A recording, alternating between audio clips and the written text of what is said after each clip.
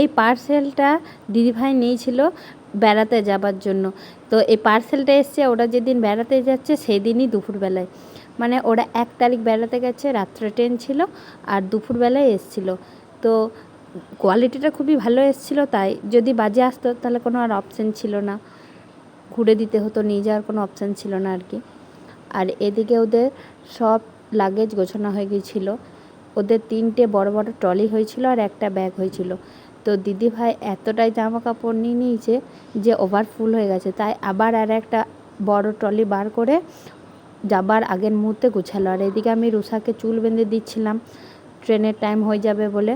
আর এদিকে বাবু ও ঠাম্মাকে প্রণাম করছিল, আর রুষা যাওয়ার আগে রুমাল টুমাল হাতের সামনে করে নিচ্ছিল। Hello guys,